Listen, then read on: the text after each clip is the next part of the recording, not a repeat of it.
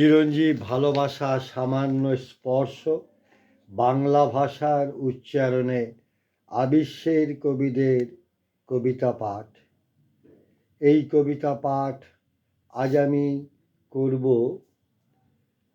জানুয়ারি 2026, তৃতীয় বর্ষ, প্রথম সংখ্যা, লুই পা পত্রিকা থেকে। লুই পার সবকটি কবিতায় পাঠ রেকর্ড করতে ইচ্ছে হলেও আমি নিরুপায়। পড়ছি যাদের কবিতা আমি ইতিপূর্বে পাঠ করিনি, তেমন দুইজন কবির কবিতা আজ আমি পাঠ করব। পড়ব কবি অমিতাভ রায়ের কবিতা এবং আমি পড়ব কবি জ্যোতিষ গোবিন্দ জানার কবিতা। দুই কবিকেই আমার অভিনন্দন, শুভেচ্ছা ও ভালোবাসা। কবি ছবি পাঠিয়েছেন পত্রিকার সম্পাদক কবি দাদা তাপস ওঝা, তাকেও আমার শুভেচ্ছা।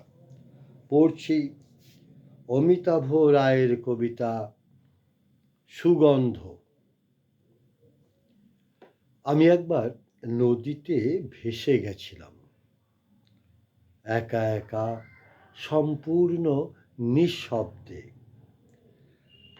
আমার বুকের উপর চাঁদের ছায়া, ছায়ার ভিতর উচ্ছিষ্ট সংকোচ।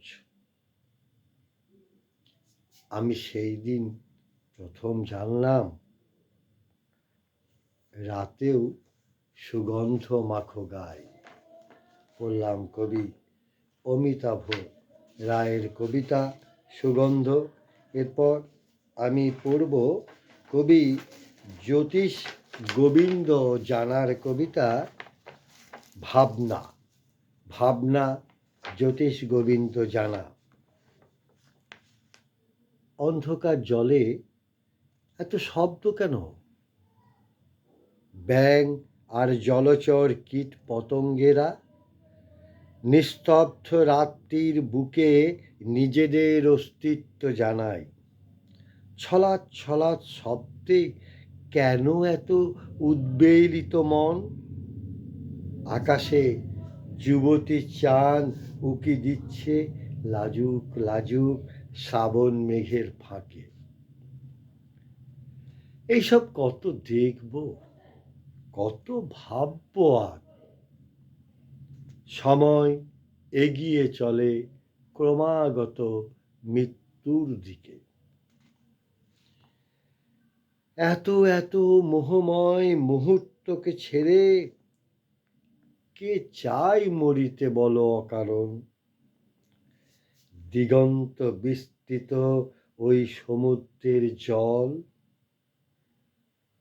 তাকে কি ভাবতে পারি শান্তি পারাপার? বললাম জ্যোতিষ গোবিন্দ জানার কবিতা ভাবনা।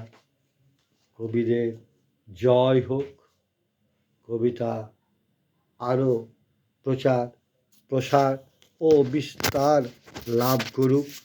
আবিশ্বের কবিদের কবিতা পাঠে আরও অনেকেই সক্রিয় হোক, এই কামনা করি।